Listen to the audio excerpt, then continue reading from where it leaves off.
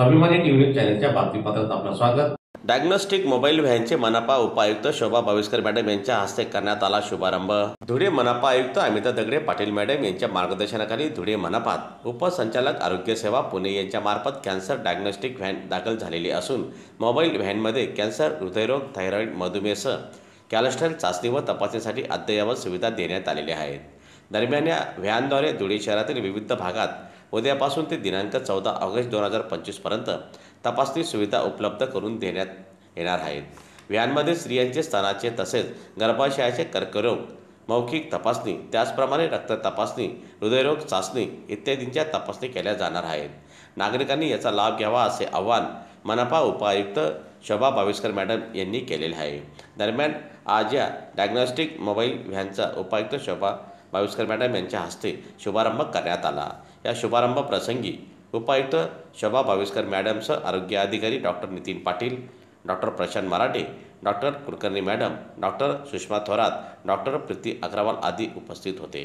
धुळे महानगरपालिका महाराष्ट्र शासन आरोग्य विभागामार्फत कर्करोग जनजागृतीची मोहीम शासनाने हाती घेतलेली आहे। या मोहिमेअंतर्गत शासनाच्या उद्दिष्टानुसार जवळपास महाराष्ट्र राज्यातील 2 कोटी महिलांची आरोग्य तपासणी करण्याचे उद्दिष्ट शासनाने निश्चित केलेले आहे। या मोहिमेअंतर्गत उपसंचालक आरोग्य विभाग महाराष्ट्र शासन आणि माननीय आयुक्त तथा प्रशासक धुळे महानगरपालिका मॅडम यांच्या संयुक्त विद्यमाने आपल्या धुळे शहरामध्ये धुळे महानगरपालिकेच्या हद्दीमध्ये कॅन्सर व्हॅन उपलब्ध करून देण्यात आलेली आहे। या कॅन्सर व्हॅनचं आज उद्घाटन धुळे महानगरपालिकेच्या आवारामध्ये सकाळी माझ्या हस्ते आणि आमच्या आरोग्य अधिकारी संपदा कुलकर्णी मॅडम आणि तसेच इतर डॉक्टरांची तज्ज्ञ टीम यांच्या सर्वांच्या उपस्थितीत पार पडलेली आहे। तर या व्हॅनच्या अंतर्गत यामध्ये जे आता आपण बघतोय की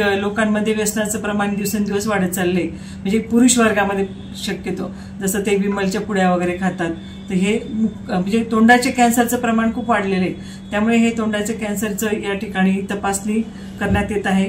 तसेच स्त्रियांमध्ये गर्भाशयाचे कॅन्सर असतील किंवा स्तनाचं कॅन्सर असेल, हे सगळे कॅन्सरचं जे निदान आहे किंवा तपासणी आहे तर या व्हॅनद्वारे आपल्या शहरामध्ये अगदी प्रत्येक ठिकाणी भागामध्ये जाऊन ते करण्यात येणार आहे।